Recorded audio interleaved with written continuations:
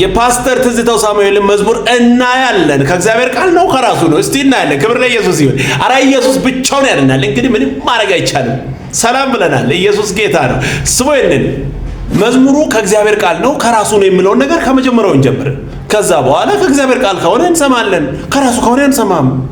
ክብር ሁሉ ለኢየሱስ ይሁን። አማላጄ ኢየሱስ አማላጄ ኢየሱስ አማላጄ ከእግዚአብሔር ቃል ነው። እንግዲህ ምንም ማድረግ አይቻልም። መጽሐፍ ስለምናገር ነው። ሮሜ ላይ ዕብራውያን ላይ ፈልጋችሁ ማንበብ ትችላላችሁ። ሌላ ቦታም አለ። ክብር ለኢየሱስ ይሁን። መጽሐፍ ቅዱስን ማንበብ ብቻ ነው አማላጅ እንደሆነ አስረግጦ ይናገራል። በዚህ ስህተት የለም። አማላጄ አንተነ ወዳጄ አማላጄ አንተነ ወዳጄ ትክክል። ወዳጃችን እንደሆነ መጽሐፍ አሁንም ይናገራል። አማላጅ እንደሆነ መጽሐፍ አሁንም ይናገራል። እስካሁን ከእግዚአብሔር ቃል ነው፣ ከራሱ አልተናገረም። ኢየሱስ ብቻውን ያድናል። የገዛ ደምህ ኢየሱስ አማላጄ ይዘህ የገባህ ኢየሱስ እንደ ትክክል አማላጄ የገዛ ደምህን ይዘህ የገባው ምንም ችግር የለም። ዕብራውያን ሄዶ ማንበብ ነው። መጽሐፍ ነው የምናገረው፣ ከራሱ አይደለም። እስካሁን ልክ ነው። ከዚህ በኋላ ስህተት ካለ አንሰማም ነው የምንለው። ክብር ሁሉ ግን ለኢየሱስ ይሁን። እንቀጥል። አማላጄ የዘላለም ካህን ኢየሱስ አማላጄ ዋስትና የሆንክ ኢየሱስ አማላጄ የዘላለም ካህን ዋስትና የሆንክ። ይሄ ትክክል ነው። መጽሐፍ የምናገረው ነው። እንግዲህ እስካሁን ከራሱ አይደለም። ክብር ሁሉ ለኢየሱስ ይሁን። ምንም ማድረግ አይቻልም። እንስማ። አማላጄ አንተ ስላለኸኝ ኢየሱስ አማላጄ ሳትሰጋ ኖራለሁ ኢየሱስ። ይሄም ትክክል ነው። በልጁ ያመነ የዘላለም ሕይወት አለ ይላል መጽሐፍ ቅዱስ። ስለዚህ ለዘላለም ሕይወት አለን፣ አንሰጋም። ይሄ በጣም ትክክል ነው። እንግዲህ መጽሐፍ የምናገረውን ነው እስካሁን እያወራ ያለው። ከዛስ አማላጄ ከሳሼ ተጥሏል ኢየሱስ አማላጄ አመሰግናለሁ። አማላጄ ከሳሼ ተጥሏል፣ አማላጄ አመሰግናለሁ። ኢየሱስ በቀራንዮ ላይ የእኛን ኃጢአት ወስዶ ስለኛ ተዋርዶ ከሳሻችንን ጥለው የዘላለም ሕይወት ሰጥቶናል። እናመሰግናለን።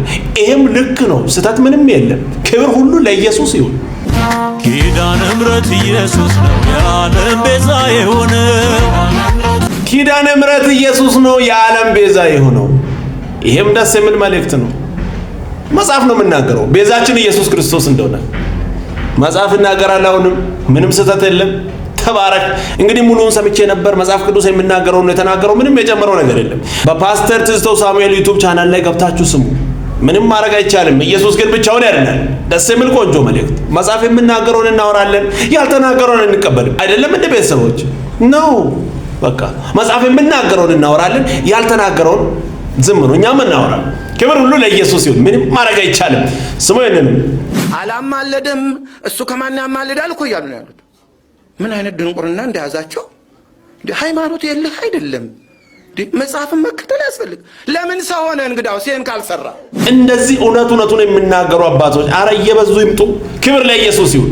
መጽሐፍ ነው የምናገረው። ወደ እኔ አትይ፣ ወደ ማንም አትይ፣ ወደ እሳቸው አትይ፣ ወደ መጽሐፍ ቅዱስ። መጽሐፍ ይናገራል። ኢየሱስ አማላጅ ነው ሲባል ሰው አትዩ። በቃ መጽሐፍ ነው የምናገረው። እኛ ምን እናድርግ እንዴ? መጽሐፍ የምናገረው እና ያወራነው። ወደ እኔ አትምጣ፣ ወደ ማንም አትይ፣ ወደ መጽሐፍ ቅዱስ ይላል። ክብር ለኢየሱስ ይሁን። ደስ የሚል ቆንጆ መልእክት። አይገርምም? በዚህ ዘመን እንደዚህ አይነት አባቶች አረ እግዚአብሔር አብዝቶ ይባርካችሁ። ተባረኩ። ደስ የሚል ቆንጆ መልእክት። ስወይድን የ1 ሚሊዮን ብር ቻሌንጅ የዲጄ ለኔ ለወንድማችሁ ፈለጋት ናቸው ሳሰኝ ሰጥቶኛል። የዲጄ አካውንት በአንድ ወር ውስጥ ማለትም ከጥር 5 እስከ የካቲት 5 ድረስ 700,000 ማስገባት የምንችል ከሆነ 1 ሚሊዮን ብር ለኔ ለወንድማችሁ ለመስጠት ወንድማችን አቤላ ቃል ገብቶልኛል። ማለት የገባው ሰው አለ። የገባው ሰው አንድ የኦርቶዶክስ ቤተክርስቲያን ዲያቆን ለአንድ ዲጄ ፎሎ ቻሌንጅ ፎሎ አድርጉት፣ እሱን ተከተሉት፣ እዛ ብር አለው። ማነው ሰውየው? ዲያቆን ነው። ለማ ለዲጄ ለድግስ አይ ዶንት ኖ እንጃ አለቅ እና ይቻላል እንዴ? አይ ዶንት ይቻላል እንዴ? አታስቀን። ይቻላል። ክብር ለኢየሱስ ይሁን። ኧረ ኢየሱስ ጌታ ነው። በቤተ ክርስቲያን ውስጥ አንድ ህዝቡን አስተምራለሁ የሚል አስተማሪ ማለት በሱ እንትን ዳቆን ማለት ነው። ዲጄን ፎሎ አድርጉ ተከተሉ ለኔ 1 ሚሊዮን ይሰጣል ማለት ያ ፎሎ ያደረገው ሰው ምኑን እንዲከተል ነው? ወዴት እንዲሄድ ነው? አረ በጌታ በኢየሱስ ክርስቶስ ከዚህ ጉድ እኮ ነው ና ወደ ኢየሱስ ምለው። ሰምተሃል አይደል? ዘፋኝን ተከተል ለኔ 1 ሚሊዮን ይሰጣል። አረ ኢየሱስ ከባድ ነው። ለነገሩ ይፈቀዳል። አረ ኢየሱስ ያድነን ከዚህ ጉድ የሚያወጣል። ምን አይነት ጉድ ነው በእግዚአብሔር። እኔም እኮ ግራ ገብቶኛል። ይፈቀዳል ወይ ይቻላል ባሉኛ ከባድ ነው። ኢየሱስ ግን ብቻውን ይወሰዳል። ምንም ማድረግ አይቻልም። ሰውየንም እና እግዚአብሔር ደግሞ ከሚጸየፈው ህይወት አንዱ ልንገራችሁ፣ ማስመሰል። በህይወታችሁ ማስመሰልን አትለማመዱ። እንደ ብትሞቱ ነው የሚሻላችሁ። ከባድ በሽታ ነው። አንዴ ከለመድከው አይደቅም። በተቻለ መጠን ጄኒውን መሆን ተለማመዱ። ስትጸልዩ ራሱ ማለት ነው እግዚአብሔር አምላክ ሆይ አስመሳይ እንዳልሆን። እንደዚህ መንፈሳዊ በሽታ የሚባሉ ነገሮች አሉ። መንፈሳዊ በሽታ ማስመሰል መንፈሳዊ በሽታ ነው። ስንፍና መንፈሳዊ በሽታ ነው። ልክ እንደ ኃጢአት አሁን አንዳንዴ አይመስሉንም፣ አንዳንዴ አይመስልንም፣ ግን መንፈሳዊ በሽታ በጣም ጌታ ከሚጠላው ላይፍ አንዱ ማስመሰል ነው። ማስመሰል በሽታ ነው። እውነት እኮ አረ ያስጠላል። አረ ኢየሱስ ያድናል። ከዚህ ጉድ ክርስቶስ ነፃ ያወጣል። አባርዳ ቆንጆና ደስ የሚል መልእክት። ማስመሰል በሽታ ነው። እንዳትለማመዱ። እንደዚህ አትሁኑ። ኢየሱስ ብቻውን ያድናል። እንደዚህ አይነት ነገር እንዳታደርጉ። ክብር ለኢየሱስ ይሁን። ስሙ። ይሄንንም በጌታ ቤት በአገልግሎት ረጅም መንገድ ማሄድ እፈልጋለሁ ካላችሁ ይሄንን ስሙ። ረጅም ዘመን የሄዱ አገልጋዮችና ባጭሩ የቀሩ አገልጋዮችን ልዩነት ልንገራችሁ። ባጭሩ የቀሩ አገልጋዮች እግዚአብሔር ያለኔ አይችልም አይነት አቲቲዩድ ያላቸው ናቸው። እኔ ነኝ ዋናው ለእግዚአብሔር ተነስቼለታለሁ። በቃ እኔ ባልኖር በቃ አይችልም ነበር፣ ይችል ነበር። በሂዩሚሊቲ የሚኖሩ ነው ከእግዚአብሔር ጋር አይኖሩት። አንዳንዴ ስናገለግል በጌታ ቤት ስንሆን የማይሆን ኮንፊደንስ ውስጥ እንጋው ካንተ በላይ ሌላ እንደሌለ አየር ለማያዝ ትፈልጋለህ። አካባቢውን በሙሉ በነገራችን ላይ ይሄ ራሱ አንድ መንፈሳዊ እንትን ሆኗል። አየር መያዝ እንትና ምናምን ማለት በቦዲ ቀርናቶ ታጅቦ መሄድ ከኔ ውጭ አገልጋይ የለም እንዳትነኩ ተች እንዳት። ኧረ እባክህ ኢየሱስ ያድናል። ረጅም ጉዞ መሄድ ከፈለጋችሁ ከጌታ ጋር ሁኑ። እሱ ብቻ እንደሚችል ከሱ ጋር ሆናችሁ ብቻ መጓዝ እንደምትችሉ ይሄንን ማመን መቻል አለባችሁ። እኔ ብቻ ነኝ ከሌለው ምናምን አይሰራም። ክብር ለኢየሱስ ይሁን። ደስ የሚል ቆንጆ መልእክት ነው። ሰምተሃል? ስሙ። ይሄንንም እኔ በዘመኔ የማልወደው ነገር አለ። በዘመኔ የማልወደው መሳቅ ወዳለሁ፣ መጫወት ወዳለሁ። ፌዝ እና ቧልት ያለባቸው ዝም ብለው ስታገኛቸው ከኤስ ከዜድ ከፌዝ ውጭ ቁም ነገር የሌላቸው ሰዎች፣ እንዲህ አይነት ስፒሪት ያለባቸው ሰዎች አሉት። የገዛ ልጅ ከ10-9 ኤክስ አምጥቶ ሲመጣ አንድ ራይት ይዘ የኔ ልጅ አንደኛ ነው ይሄ ሁሉ ራይት ነው ብለ ኤክሱን እንደ ራይት ቆጥረ የሚያበረታታ ሁላ እኮ ነው። ከ10-9 ራይት ያመጣውን ሰውዬ አንዱ ኤክስ ላይ ቆሞ ሊያጣጥለው ልቡን ሊያወርድ የሚሰራው። አልሰማኝም፣ ያወራሁት በአማርኛ። የገዛ ልጁን 10 ኤክስ እንደ ራይት ቆጥሮ የኔ ልጅ አንበሳ ብሎ የመጣ ነው። ልክ ህልም ጋራ ይጋ ስትመጣ አንድ ኤክስን ይዞ ሊያጣጥልህ በቃ ተራ አድርጎ ሊያስቀምጥ ሰፈር እንድትቀር ሊያደርግ እንዳሰማ ይሄ ዋጋን ዝቅ ለማድረግ ገብቷል። ፌዝ የዲያብሎስ ቋንቋ ነው። አትቆምም ዘንድሮ። አሚን በል።